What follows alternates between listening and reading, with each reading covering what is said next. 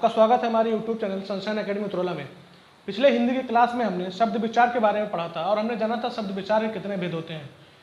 तो पिछली क्लास में हमने शब्द विचार के 4 भेद पढ़े थे, जिसमें से सबसे पहला भेद हमने पिछली क्लास में देख लिया था, जो कि होता था उत्पत्ति के आधार पर।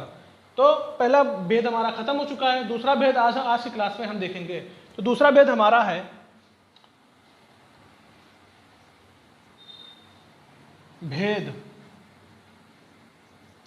दूसरा भेद हमारा है आज व्युत्पत्ति या बनावट के आधार पर।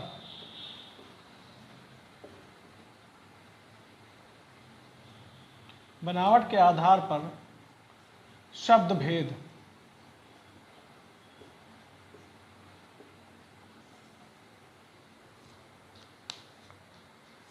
तो जैसा कि पिछली क्लास में हमने देखा, शब्द भेद जो है 4 प्रकार के थे और पहला भेद हमने पढ़ा था उत्पत्ति के आधार पर, यानी कि जन्म के आधार पर।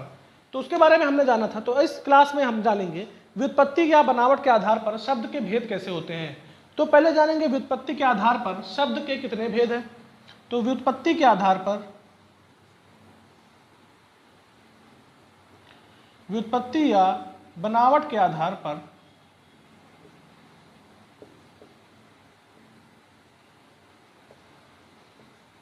शब्द के 3 भेद हैं।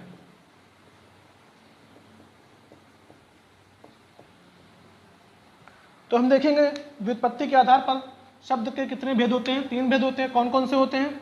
तो पहला हम देखेंगे, पहला है हमारा रूढ़ शब्द, दूसरा है हमारा यौगिक शब्द और तीसरा है हमारा योग रूढ़।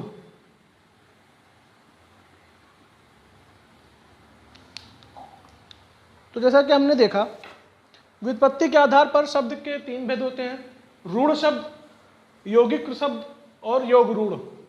तो अब हम देखेंगे व्युत्पत्ति या बनावट के आधार पर जो हमारा पहला भेद है वो है रूढ़ शब्द। तो उसको देखेंगे कौन सा क्या होता है रूढ़ शब्द। रूढ़, तो रूढ़ शब्द होता है जिन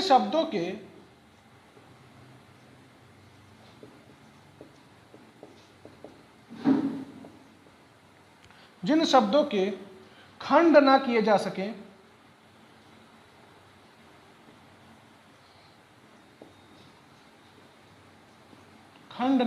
सके, या जिनके खंडों का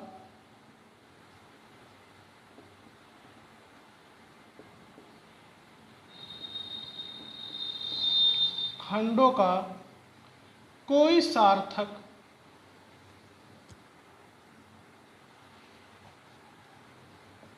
मतलब ना हो।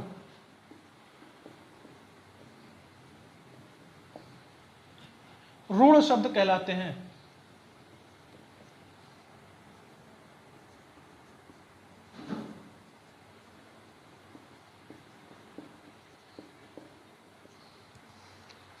तो रूढ़ शब्द कौन से शब्द होते हैं? जिन शब्दों का खंड ना किया जा सके, अर्थात जिन शब्दों को अलग ना किया जा सके, या फिर अगर उनके खंड हो गए हैं तो उसका कोई सार्थक मतलब नहीं निकलता है, उन्हें रूढ़ शब्द कहते हैं। उदाहरण हम देख रहे हैं, उदाहरण देखते हैं। उदाहरण हमारा है कलम, पेड़, कमल, दांत आदि। तो उदाहरण में हमने देखा कलम, पेड़, कमल, दांत आदि। अब अगर उदाहरण से हम समझें तो किसी भी एक शब्द को उदाहरण के हम ले लीजिए, जैसे मान लीजिए पेड़ ले लिया हमने। तो पेड़ को अगर हम लिख रहे हैं पेड़, और अगर हम इसको अलग अलग करके, पे अलग करके, औड़ा अलग करके अगर लिख रहे हैं, तो इसका किसी भी वर्ड का, किसी भी अक्षर का कोई सार्थक मतलब नहीं निकल रहा है। इसी को कहते हैं रूढ़ शब्द। तो व्युत्पत्ति के आधार पर अभी हमने पहला शब्द भेद जो रूढ़ शब्द था उसके बारे में जाना। अब दूसरा हम जानेंगे कौन सा होता है। तो दूसरा हमारा होता है यौगिक शब्द। यौगिक, तो यौगिक शब्द कौन से होते हैं? रूढ़ शब्दों के योग से बने हुए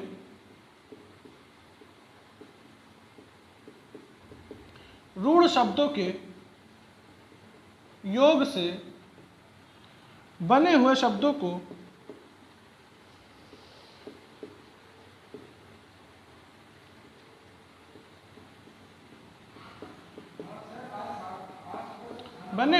को यौगिक शब्द कहते हैं,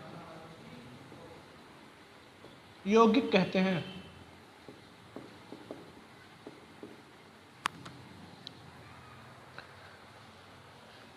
तो यौगिक शब्द कौन से होते हैं? जो रूढ़ शब्दों के योग से बने हुए होते हैं उनको यौगिक शब्द कहते हैं।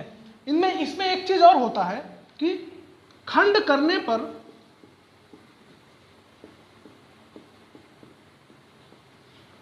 यौगिक शब्दों के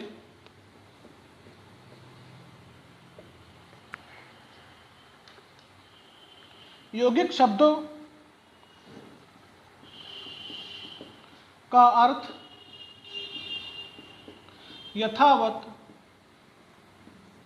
बना रहता है।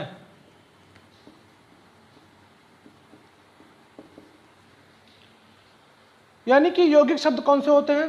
रूढ़ शब्दों के योग से बने हुए शब्द यौगिक शब्द कहलाते हैं और खंड करने पर भी यौगिक शब्दों का जो अर्थ होता है वो उसी तरह बना होता है जैसे कि उनका शब्द रहता है। इसके उदाहरण अगर हम देखें तो उदाहरण इसका हो जाएगा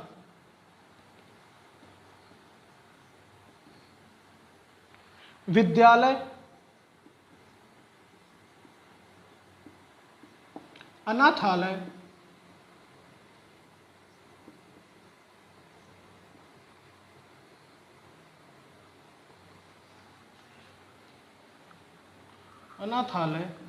तारामंडल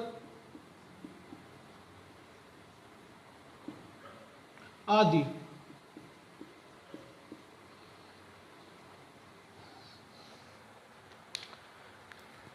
तो यौगिक शब्द कौन से होते हैं?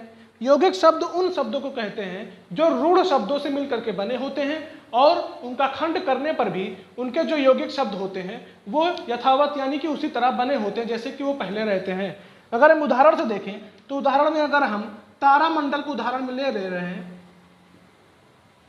तारामंडल को उदाहरण में ले रहे हैं, तो अगर हम अलग करेंगे, तारा अलग करेंगे और मंडल अलग करेंगे, तब भी क्या होगा? इन दोनों शब्दों का अर्थ या मतलब जो है वो बदलेगा नहीं। तारा जो होता है वो तारा ही रहेगा, मंडल जो है वो मंडल ही रहेगा। लेकिन रूढ़ शब्द में क्या होता है? अगर किसी शब्द का हम विच्छेद करेंगे, किसी शब्द को हम खंड में बांटेंगे, तो उसका क्या होगा? कोई मतलब नहीं निकलेगा। तो अभी हमने यौगिक शब्द देखा, यानी कि व्युत्पत्ति के आधार पर शब्द के हमारे दो भेद हो चुके हैं। तीसरा भेद हम देखेंगे क्या होता है। तो तीसरा भेद हमारा होता है योग रूढ़ शब्द। योग रूढ़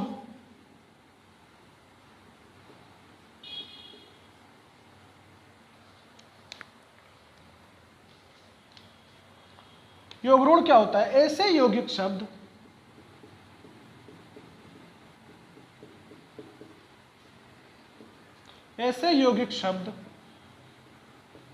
जिनका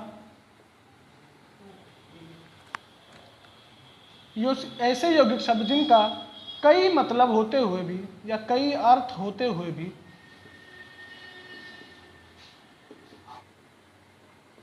एक अर्थ में रूढ़ हो जाते हैं,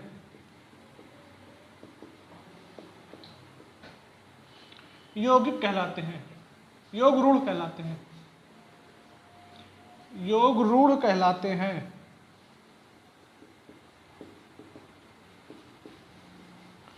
तो योग रूढ़ क्या होते हैं? ऐसे यौगिक शब्द जिन शब्दों का मतलब एक से ज्यादा होता है लेकिन वो किसी एक ही शब्द के लिए इस्तेमाल किए जाते हैं, एक ही मतलब के लिए इस्तेमाल किए जाते हैं, उन्हें योग रूढ़ शब्द कहते हैं। उदाहरण के तौर पर अगर हम देखें तो है हमारा जलज,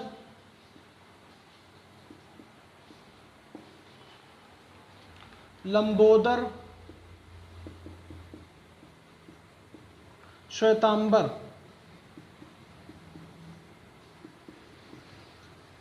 आदि।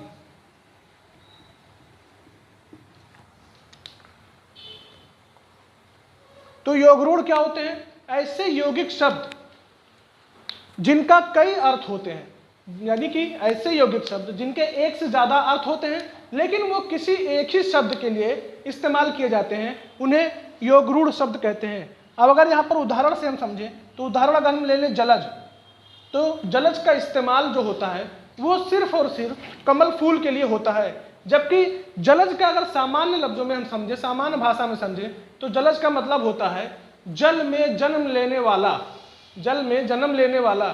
तो जल में जन्म लेने वाले बहुत से खरपतवार होते हैं, बहुत सारी मछलियाँ होती हैं, कछुए होते हैं और भी बहुत सारे जीव जंतु जो होते हैं जल में जन्म लेते हैं। लेकिन यहाँ पर क्या है, जलज के लिए हम सिर्फ और सिर्फ जलज के लिए कमल फूल शब्द के लिए इस्तेमाल करते हैं। तो इसीलिए क्या हुआ, जलज शब्द के एक से ज्यादा मतलब है लेकिन ये शब्द इस्तेमाल सिर्फ कमल के लिए होने लगा, इसलिए ये शब्द क्या है, ये योग रूढ़ है। तो शब्द भेद का दूसरा भेद हमने अभी व्युत्पत्ति की या बनावट के आधार पर जो है वो देखा। अब तीसरा भेद हम देखेंगे जो है प्रयोग के आधार पर। प्रयोग के आधार पर, तो प्रयोग के आधार पर अगर हम देखें तो क्या होता है, प्रयोग में कुछ शब्दों का भेद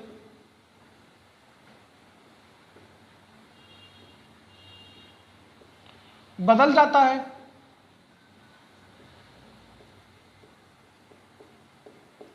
और कुछ शब्दों का कभी नहीं बदलता।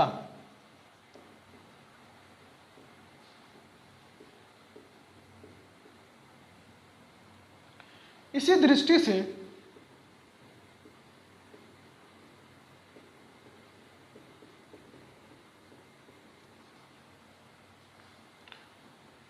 शब्दों के दो भेद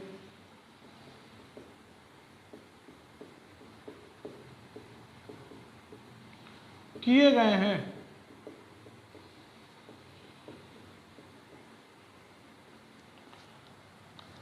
तो प्रयोग के आधार पर क्या होता है, प्रयोग के आधार पर शब्दों का जो भेद होता है वो कभी कभी बदल जाता है और कभी कभी नहीं बदलता है। तो इसीलिए शब्दों को दो भागों में बांटा गया है। पहला है विकारी शब्द, पहला है विकारी शब्द और दूसरा है अविकारी शब्द।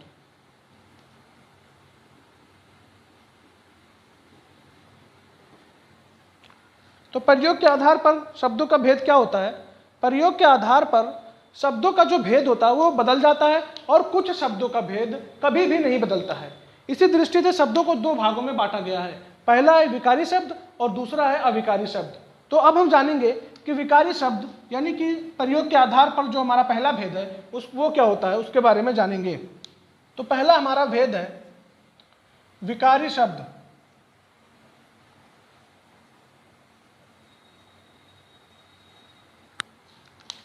तो विकारी शब्द क्या होते हैं, प्रयोग के आधार पर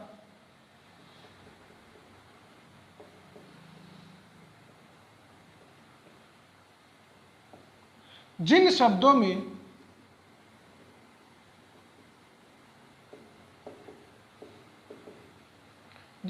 में लिंग, कारक, पुरुष आदि के कारण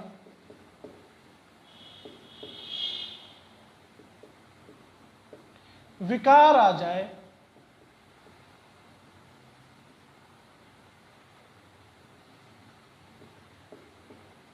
विकारी शब्द कहलाते हैं।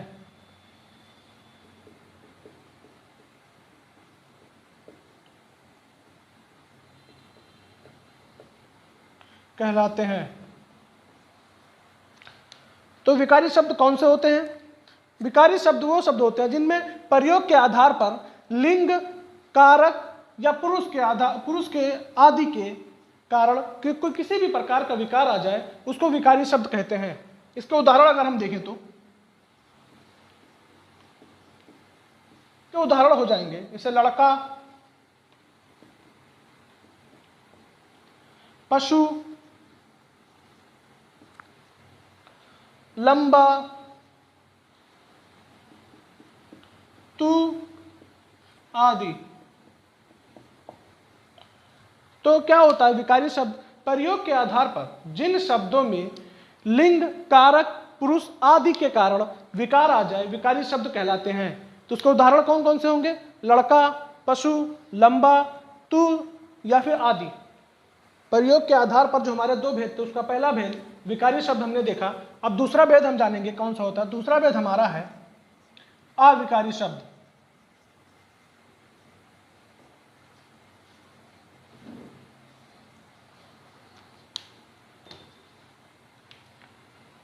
तो अविकारी शब्द क्या होता है? जिन शब्दों का रूप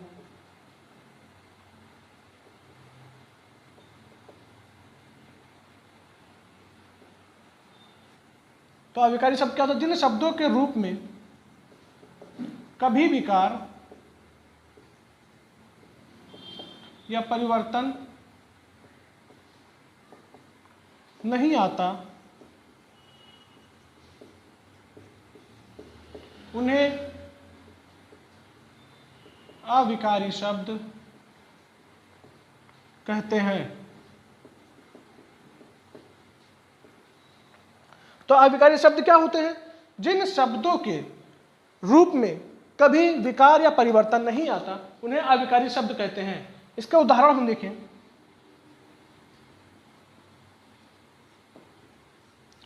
इसके उदाहरण हो जाएंगे कल, पास,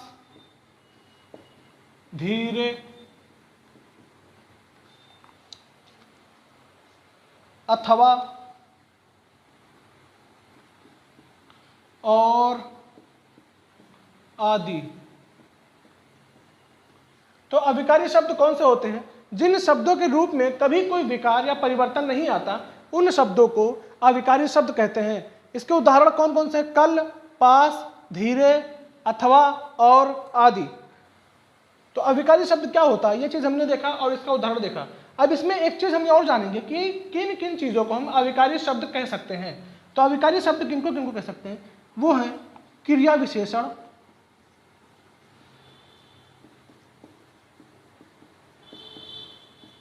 समुच्चय बोधक,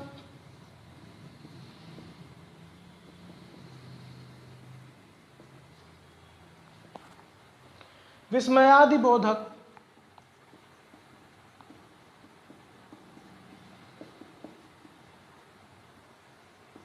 आदि को, विस्मयादि बोधक आदि विकारी शब्द अविकारी हैं। इन्हें अव्यय भी कहते हैं।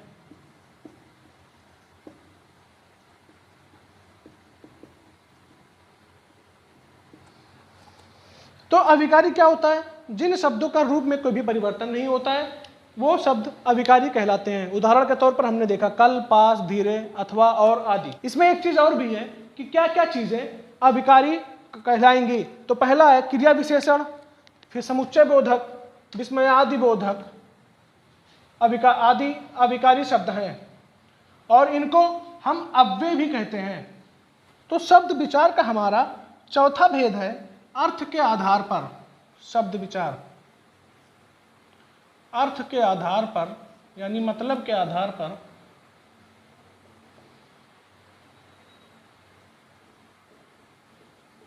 शब्द विचार।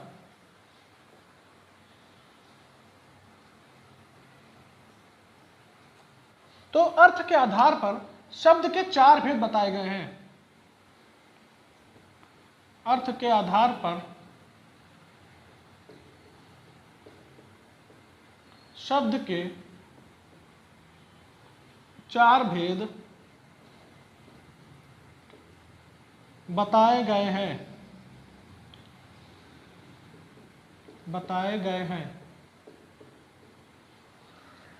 तो अर्थ के आधार पर शब्द के कितने भेद बताए गए? चार भेद बताए गए हैं। कौन कौन से हैं? पहला हम देखेंगे। पहला है हमारा एकार्थ शब्द, एकार्थक शब्द,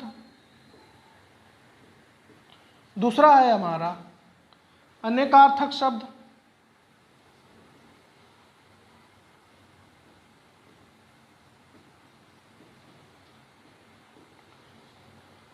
तीसरा है हमारा विपरीतार्थक शब्द,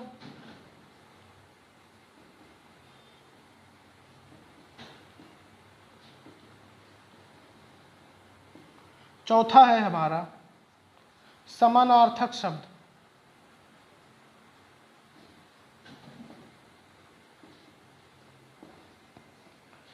तो शब्द विचार के चौथे भेद अर्थ के आधार पर हमारे शब्द के 4 भेद बताए गए हैं, जिसमें पहला है एकार्थक शब्द, दूसरा है अनेकार्थक शब्द, तीसरा है विपरीतार्थक शब्द और चौथा है समानार्थक शब्द। यानी कि अगर हम समझें तो जिस शब्द का एक अर्थ अनेक शब्दों का एक शब्द होता है, इसका अगर हम समझें तो किसी भी शब्द का एक से ज़्यादा अर्थ होता है। विपरीतार्थक मतलब समझे कोई भी शब्द है उसका उल्टा यानी कि विलोम। समानार्थक मतलब सिनोनिम जैसे इंग्लिश में कहते हैं, यानी कि कोई एक शब्द है उसके एक से ज़्यादा समान अर्थ होते हैं। वो ये 4 शब्द अर्थ के आधार पर शब्द विचार में अलग अलग बांटे गए हैं। तो आज हमारा शब्द विचार खत्म हो गया है। हमारे चैनल को देखने के लिए धन्यवाद। हमारे वीडियोज़ को लाइक, शेयर और सब्सक्राइब करें।